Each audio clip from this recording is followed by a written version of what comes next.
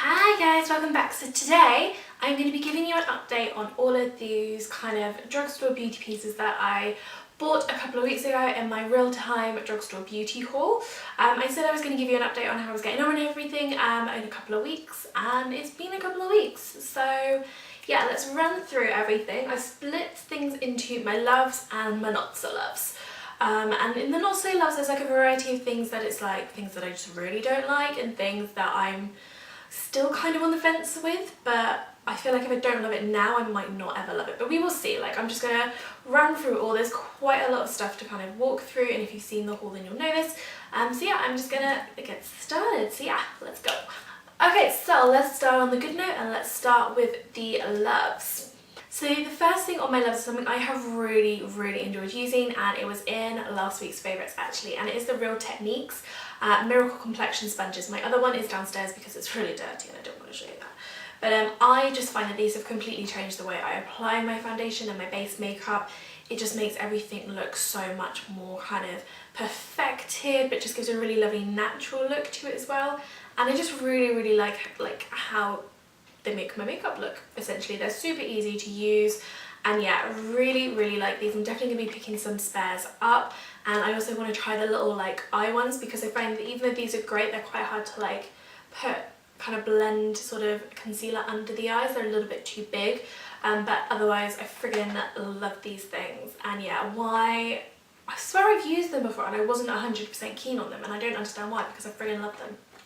They're awesome. So yeah, definitely try them out if you haven't already.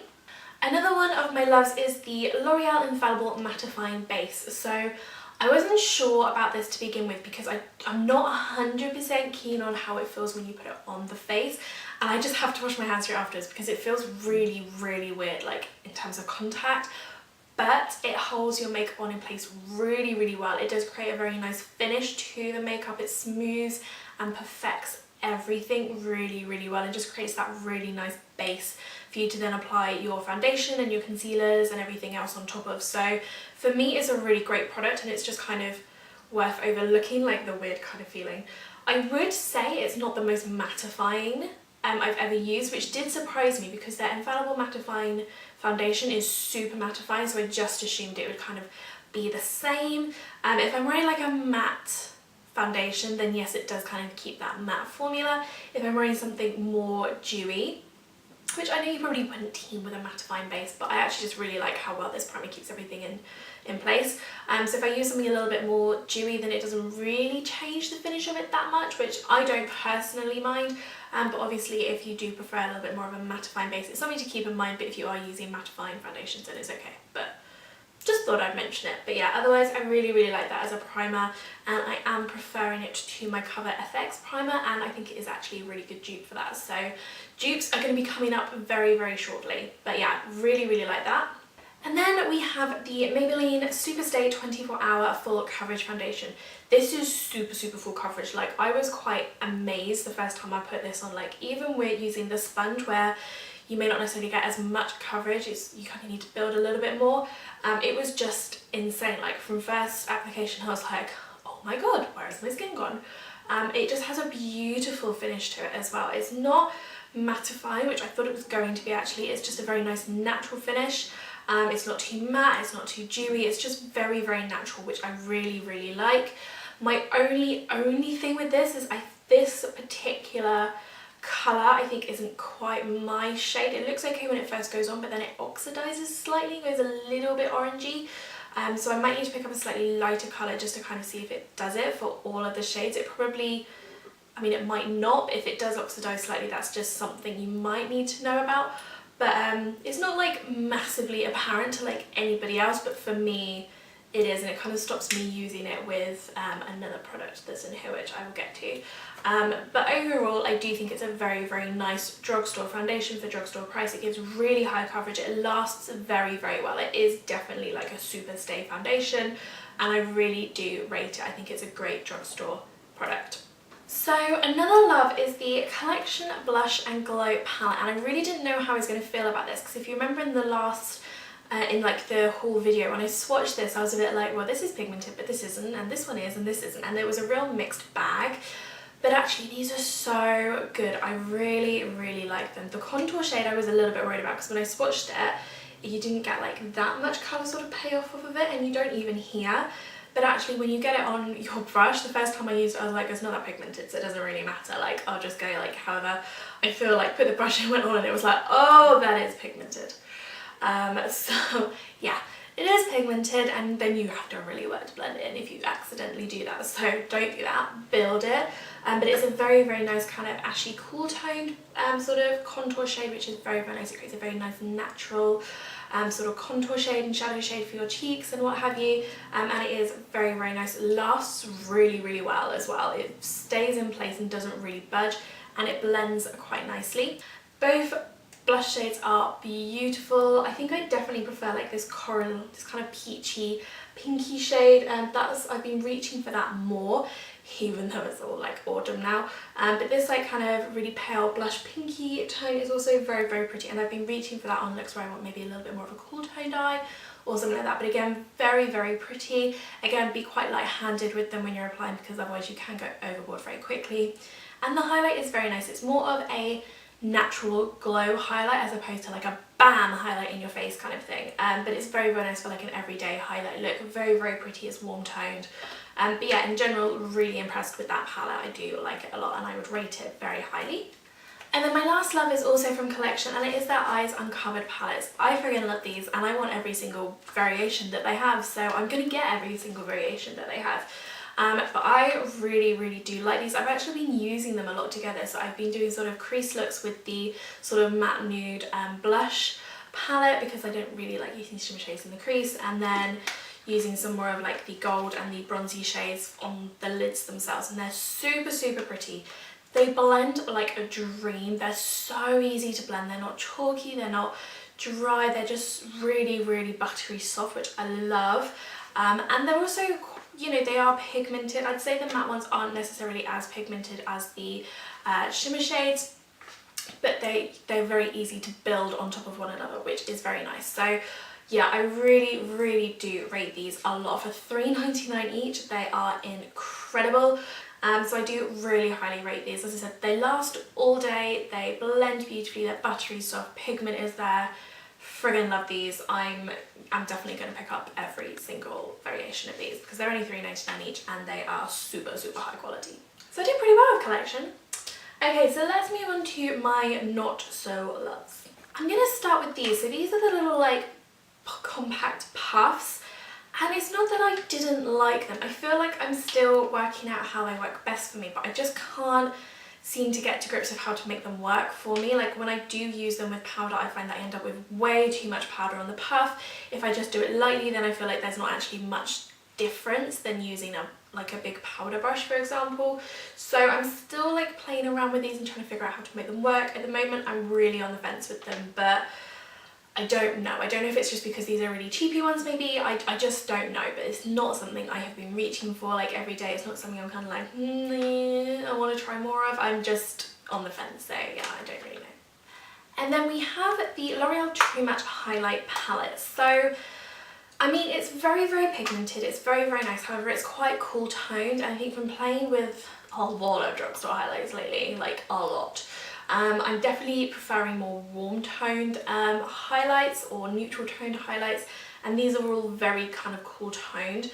This blue, just I would never ever use. I think I used it once and I was like, oh my god, that's horrendous, let's get this right off now. But yeah, they are very pigmented, they blend very nicely, and they do last. The one thing I would say is they are super, super glittery. Like whenever I've used these, I've ended up with glitter like everywhere else on my cheek. There's so much fallout from the glitter. I just didn't really enjoy using it that much. Like it looked okay on the cheeks, like it blended nicely, like it was an okay product, but for me just the glitter is just like, no, I do not want to look like a disco ball. And then we have something else which again I'm kind of still on the fence about, and it is the L'Oreal Glam Bronze Cushion de Soleil. So it's their cushion bronzer. Now I was so excited to try this, and I've been wanting to pick this up for so long. I don't know if I just overhyped it in my head, but I'm just not getting the hype. Like the colour's okay, but I do find that it can go a little bit orangey, especially if I use it with the Maybelline foundation. Then I just end up looking like an Oompa Loompa, which I hate. I did find that it's easier to kind of blend this all out with a buffing brush or like a really dense brush as opposed to a sponge or something like that. I did find that a little bit easier.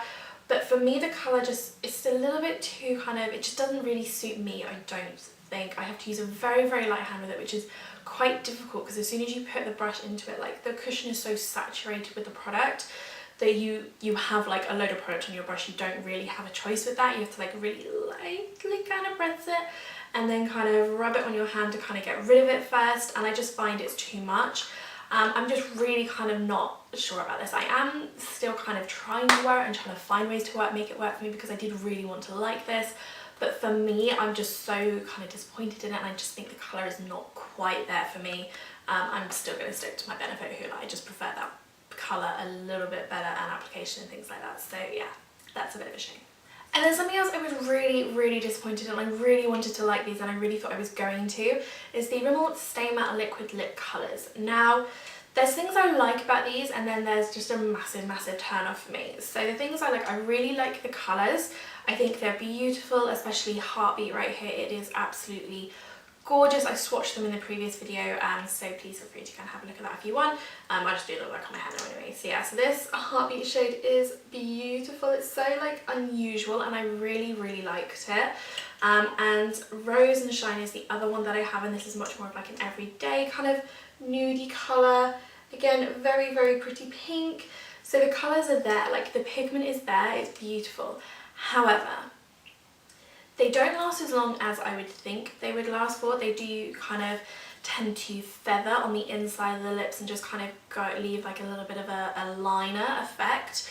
But the thing that really, really puts me off using these is how they feel when they're on their lips, like just how they feel. It's just, they feel very powdery once they're dried down, which I hate. Like it just feels very dry and very powdery and it's just weird, and I just couldn't get past that. I love the shade of this one, especially Heartbeat. It's just so different from everything else I have, and so the few times I have like put it on and tried to kind of be like, no, I can deal with it, I love the colour, I can deal with it, and I just can't. So in terms of like how they feel on the lips, they're just horrible, and then they just don't have that staying power for me either. So for me, they're a bit of a miss, and I'm just so disappointed because Rimmel and lip like products generally are incredible, but these are kind of like the first ones from these, I guess, that I just haven't really enjoyed. And then my last not so love, again, I'm kind of upset about these, but it's the Filu Creamy Shower Foams. The other one is kind of still sat in my bath and is soaking wet, so I didn't bring that up. So I got the berry one and I also got the coconut one, and I just have to say they make my skin so dry, which I was really, really surprised about, because when you put them on the skin they feel so like lovely and thick, and usually I shy away from using shower gels because they make my skin dry. I do tend to prefer like shower creams, and they did feel more like a cream on the skin once they'd like all foamed up and you'd rub them in and stuff. They felt very nice. But every time I use these when I came out of the shower, I just found that like if I was then drying myself off with my towel, I was getting so much like dry skin coming off as well, and it was just very, very strange. So I love the scents, so I kind of have still like using them slightly like every now and then, not every time I have a shower. But for me, they just kind of make my skin very, very dry. I have to put so much moisturizer on after I use these, and it just kind of really puts me off knowing that I'm going to come out of the shower, dry my skin and just look like I'm flaking. Yeah, I'm just not a fan of them, unfortunately, which is a shame because they smell incredible and I was so excited to try these out. I thought it was really kind of a unique idea, but yeah, it's just not there for me, I'm afraid. And that is everything. So I hope you enjoyed this video. Please let me know if you like the whole haul and then 2-week updates. Just give it a thumbs up if you do. Please don't forget to subscribe. It would absolutely make my day. I have my first Vlogtober video going up on Sunday, which is going to be from like the past week. I haven't been able to kind of like vlog every single day because my life's just not that interesting. I'm really selling this to you. But yeah, there is things like Dead Squirrel in my kitchen that's going to feature, talking about kind of making friends when you're more of an adult, making like baking stuff as well. So yeah, there's a whole mix of things in there, like I said, including the Dead Squirrel, which is just my life right then. But yeah, so I hope you enjoy the video. Again, please subscribe and you can kind of see that on Sunday, and then there's also new videos every Tuesday and Thursday. But yeah, I will see you all again on Sunday. Bye!